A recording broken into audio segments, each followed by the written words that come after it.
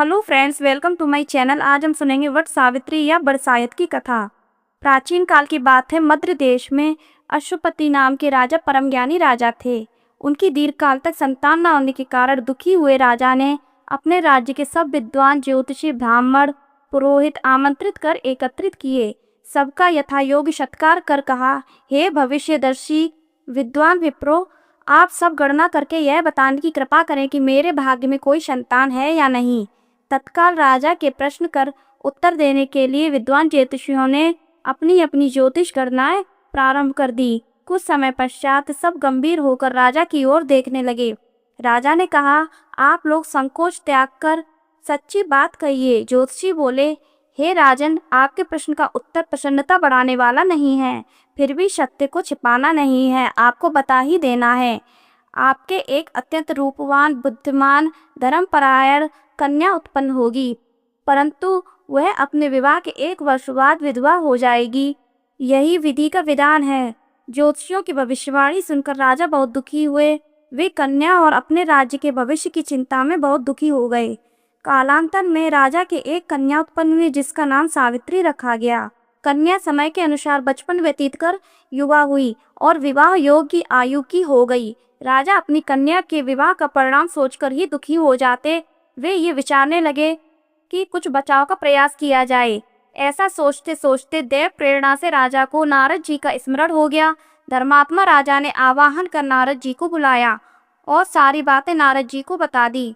नारद जी कुछ पल विचार कर बोले, हे राजन, तुम अपनी कन्या के विवाह का दायित्व उसी पर छोड़ दो। तुम अपनी कन्या से कहो कि वह अपने लिए स्वयं ही कोई योग्य वर तलाश ले। तुम्हारी कन्या जिस युवक को अपने भावी पति के रूप में तुम्हारे सामने प्रस्तुत करे, तुम उसी के साथ अपनी कन्या का और पूर्ण शास्त्रोक्त विधि से विवाह कर दो। राजा ने अपनी कन्या सावित्री को बुलाया और नारद जी की बातें बताकर पूछा, हे पुत्री सावित्री, तुम कहो, तुम्हारा क्या विचार है। सावित्री बोली, हे पिताजी, मैं नारद जी के आदेश का प्रसन्नता पूर्वक पालन करूंगी। राजा को कुछ सांत्वना प्राप्त हुई। अब राजपुत्री सावित्री ने सखी सहेलियों, दास दासियों और अनुचरों सहित भावी पति के योग्य व्यक्ति को ढूंढने में भ्रमण करना प्रारंभ कर दिया। अनेकों नगर वन पार कर सावित्री एक छोटे से रमणीक जंगल में पहुंची। वहां पहुंचकर सावित्री ने अपना रथ रुकवाया। कुछ देर प्रकृति की सुंदरता निहारने के बाद सावित्री विश्राम करने लगी। आँख खुलने पर एक वृक्ष की डाल पर बैठकर कुल्हाड़ी से लकड़ी काटता एक सुंदर, बलिष्ठ और गौर वर्णयुक्त युवक दिख पड़ा। उस युवक को देखकर सावित्री उस युवक के चेहरों के भावों, मुखाकृति और स्वभाव का ध्यान पूर्वक अध्ययन करती रही। युवक का मौन निरीक्षण करते हुए काफी समय व्यतीत करने के बाद सावित्री ने अपने अनुचरों द्वारा उस युवक को बुलवा भेजा। सावित्री द्वारा बुलाए जाने पर सत्यवान उसके पास आ पहुंचा। सावित्री द्वारा परिचय पूछे जाने पर सत्यवान ने कहा, हे राजकुमारी, मैं एक दरिद्रता प्रभावित कुलीन युवक हूँ। इसी जंगल में रहता हूँ। मेरे साथ ही मेरे माता पिता भी रहते हैं। वे अंधे हैं। मैं जंगल की लकड़ी काटकर बाजार में बेचता हूँ।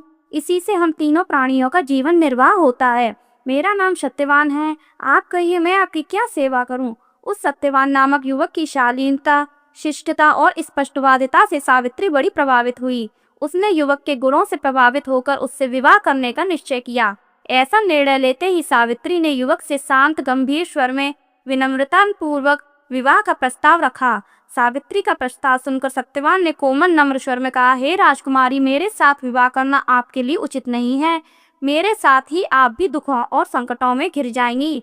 इसके बाद सावित्री बार बार विवाह का आग्रह करने लगी। सत्यवान तरह तरह से समझाता रहा, परंतु सावित्री के हट करने पर सत्यवान ने कहा, समीप ही मेरे माता पिता की कुटिया है, आप उनके पास चलें। अच्छा हो कि यह बात उनके सामने हो। सत्यवान के प्रस्ताव से उत्साहित होकर सावित्री उसकी कुटिया में गई। वहां सत्यवान के अंधे माता पिता ने भी सावित्री को हर तरह से समझाया, पर सावित्री ने अपनी ओर से उन्हें तरह तरह से आश्वस्त कर विवाह की स्वीकृति प्राप्त करने में सफलता प्राप्त कर ली।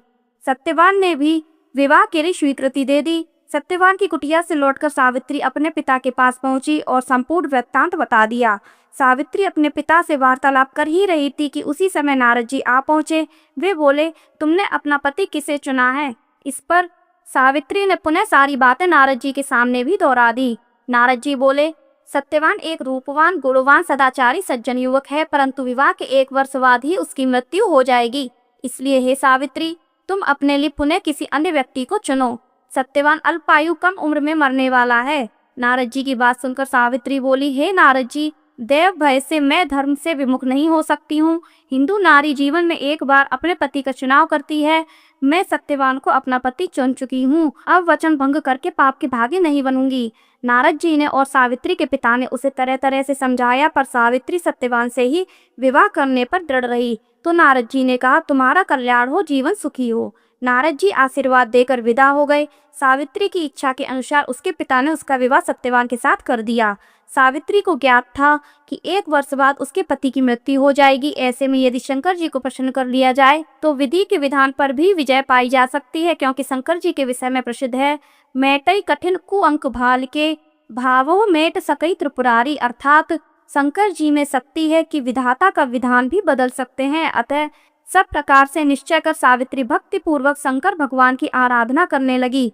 सत्यवान के लिए सावित्री पूर्ण मनोयोग से शिव जी की आराधना करती रही। जब सत्यवान की आयु के केवल 7 दिन शेष रह गए तो सावित्री और तीव्रता से कठिन व्रत उपवास कर भगवान को प्रसन्न करने में लग गई। सावित्री की भक्ति से प्रसन्न होकर भगवान शंकर उसके सामने प्रकट हुए और बोले, हे सावित्री, मैं तुम्हारी भक्ति से प्रसन्न हूँ, मुझसे मनोवांछित वर मांग लो। सावित्री बोली, हे भगवान, मेरे पति की आयु के 2 दिन ही शेष हैं, कृपया उसकी जीवन रक्षा की युक्ति बताएं। भगवान शंकर बोले, कल ज्येष्ठ की अमावस्या के दिन भक्ति पूर्वक वट वृक्ष की पूजा करने से तुम्हारी मनोकामना पूरी होगी। सावित्री ने वट वृक्ष की भक्ति पूर्वक पूजा की और रात्रि जागरण किया। दूसरे दिन प्रातः काल जब सत्यवान जंगल में लकड़ी काटने लगा तो सावित्री भी उसके साथ चलने की हट करने लगी। किसी प्रकार सास ससुर को राजी कर सावित्री ने पति को भी मना लिया और उसके साथ जंगल में स्वयं भी गई। लकड़ी काटने के लिए सत्यवान एक वृक्ष पर चढ़ा। एक डाल को काटने के लिए कुल्हाड़ी चलाते ही सत्यवान का सिर दर्द करने लगा। वह वृक्ष से नीचे उतर आया और सावित्री से बोला, मेरे सिर में पीड़ा हो रही है। पतिव्रता धर्मपरायणा सावित्री चिंतित होने लगी। सत्यवान कुछ ही देर में मूर्छित होकर अचेत हो गया। तभी सावित्री ने अपने सम्मुख एक दिव्य पुरुष को देखा। उस दिव्य पुरुष को देखकर सावित्री ने पूछा, आप कौन हैं? उसने उत्तर दिया, मैं यमराज हूँ। तुम्हारे पति की आयु समाप्त हो चुकी है, मैं उसके प्राण लेने आया हूँ। अपनी बात समाप्त कर यमराज ने सावित्री की गोद में अचेत पड़े सत्यवान के प्राण लेकर प्रस्थान किया। सावित्री भी यमराज के पीछे पीछे चल पड़ी। यमराज ने सावित्री को अपने पीछे आने से बार बार मना किया, पर सावित्री नहीं मानी। जब वह यमराज के पीछे चलती हुई बहुत दूर आ गई तो उससे पीछा छुड़ाने का यमराज ने विचार किया। यमराज बोले, हे सावित्री, अपने पति को प्राण दान देने के अतिरिक्त कोई अन्य 3 वर मांग लो और लौट जाओ। इस पर सावित्री ने कहा, हे धर्मराज जी, मेरे सास ससुर फिर से नेत्रवान हो जाएं। धर्मराज ने एवं मस्तु कह दिया। सावित्री ने अपने सास ससुर का खोया राज्य लौटाने की प्रार्थना की। धर्मराज ने इसे भी स्वीकार किया। तो अंत में सावित्री ने तीसरा वर मांगा कि मेरे 100 पुत्र हो जाएं। फिर धर्मराज बोले, 100 पुत्र हो जाएंगे। वरदान देकर धर्मराज शीघ्रता से आगे बढ़े। कुछ दूर जाने के बाद धर्मराज जी ने पीछे मुड़कर देखा तो पाया कि सावित्री अभी भी पीछे पीछे चली आ रही है। इस पर क्रोधित होकर धर्मराज बोले, मैंने तुम्हारे 3 वर स्वीकार कर लिए हैं, फिर तुम मेरे पीछे पीछे क्यों आ रही हो? सावित्री बोली, हे भगवान, आपने मुझे पुत्रवती होने का वर दिया, फिर भी आप मेरे पति के प्राण लेकर जा रहे हैं। पति के बिना मैं कैसे पुत्रवती बनूंगी? सावित्री का तर्क सुनकर और अपने वरदान देने की गलती का अनुभव कर धर्मराज बौखला गया। पुनः संयत होकर बोले, हे सावित्री, तेरा सुहाग तो नहीं था, परंतु बरसायत अमावस करने से और पार्वती जी की पूजा करने से तेरा पति जीवित हो जाएगा। बड़ी चतुरता से तूने मुझे धर्म संकट में डाला है। जाओ, वरदान असत्य नहीं होगा। अपने पति के पास जाओ, तुम्हारे पहुंचते ही सत्यवान जीवित हो उठेगा।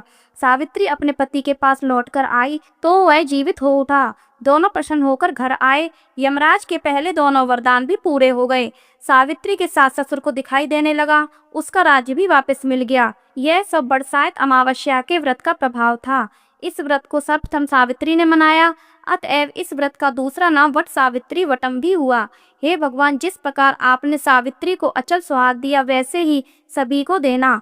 जो भी इस कहानी को कहता सुनता है, उसकी सब मनोकामनाएं पूर्ण होती हैं। सावित्री के पिता को पुराने श्राप से मुक्ति प्राप्त हुई। सावित्री के पिता अश्वपति को भी 100 पुत्र प्राप्त हुए। उसने सारे में ढिढोरा पिटवा दिया कि कहते सुनते जेठ की अमावस आएगी, जब बड़ की पूजा करना और बड़ के पत्तों का गहना बनाकर पहनना। सावित्री सत्यवान ने भी 100 पुत्र प्राप्त करके दीर्घ आयु तक राज्य भोगा और अंत में वैकुंठ सिधार गए। प्रत्येक सौभाग्यवती स्त्री को यह व्रत अवश्य करना चाहिए।